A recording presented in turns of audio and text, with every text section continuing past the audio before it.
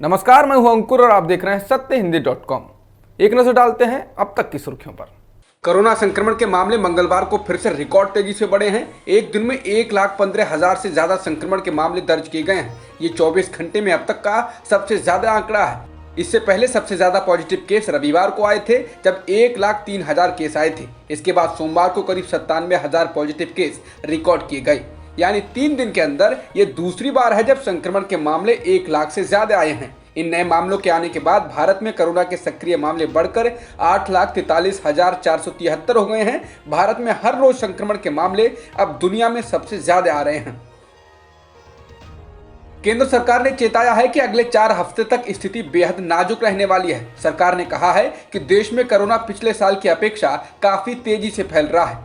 केंद्रीय स्वास्थ्य मंत्री ने कहा कि ऐसा लगता है कि लोगों ने मास्क पहनने जैसे उपायों को तिलांजलि दे दी है। हर्षवर्धन ने कहा कि कोरोना के इतनी तेजी से फैलने की वजह है लोगों द्वारा कोरोना से बचाव के उपायों के प्रति लापरवाही वाला रवैया अपनाना।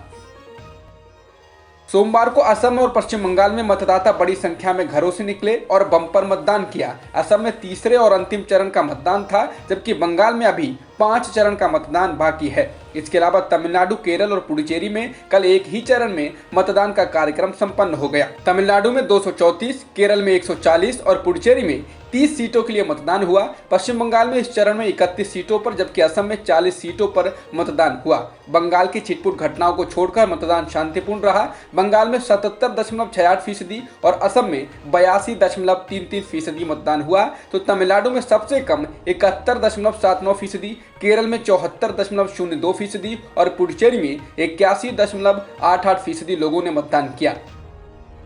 छत्तीसगढ़ के बीजापुर में माओवादी हमले के दौरान एक जवान उनके कब्जे में आ गया है, जिसके बाद माओवादियों ने सरकार से कहा है कि वो जवान को रिहा करने के लिए तैयार हैं। पुलिस जवान उनके दुश्मन नहीं है। समाचार एजेंसी एएनआई के अनुसार माओवादियों ने प्रेस नोट जारी कर कहा है कि बीजापुर हमले में सुरक्षा बलों के 24 जवानों की जान गई, 31 जवान घायल हुए, 1 जवान हमारी हिरासत में है। इस मुठभेड़ में पीपुल्स लिबरेशन गुरिल्ला आर्मी के 4 जवानों की भी जान गई है। इस घटना पर हम सरकार से बातचीत को तैयार हैं। वो बातचीत के लिए मध्यस्थों के नामों की घोषणा कर दें।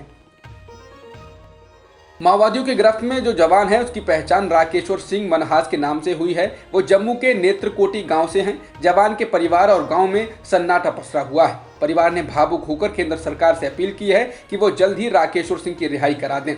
बता दें, राकेश्वर सिंह साल 2011 में सीआरपीएफ में भर्ती हुए थे। दिन भर हलचल के बाद आखिरकार यूपी के मऊ जिले से बहुजन समाज पार्टी के बाहुबली विधायक मुख्तार अंसारी को पंजाब से उत्तर प्रदेश की बांदा जेल में पहुंचा दिया गया। करीब 14 घंटे के सफर के बाद मुख्तार अंसारी को पंजाब से यूपी जेल में स्थानांतरित किया गया। बता दें, सुप्रीम कोर्ट ने मुख्तार अंसारी को पंजाब की जेल से यूपी की जेल में लाने का आदेश दिया था। वहीं मंगलवार को मुख्तार अंसारी की पत्नी ने सुप्रीम कोर्ट का रुख किया और कहा कि उनके पति की जान को खतरा है। याचिका में कहा गया था कि उत्तर प्रदेश पुलिस को सुप्रीम कोर्ट द्वारा निर्देश दिया जाए कि मुख्तार अंसारी को फर्जी मुठभेड़ में नहीं मारा जाएगा।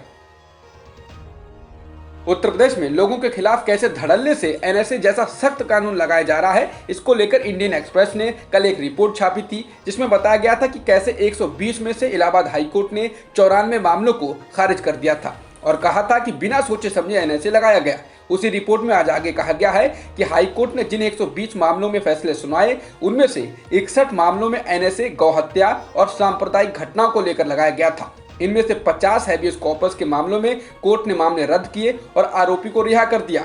वहीं सांप्रदायिक घटनाओं में लगाए गए सभी यानी 100% मामलों को कोर्ट ने खारिज कर दिया और आरोपी को रिहा कर दिया। रिपोर्ट के अनुसार कोर्ट ने 20 में से 20 मामलों में आरोपी को रिहा कर दिया। सभी आरोपी अल्पसंख्यक समुदाय के थे।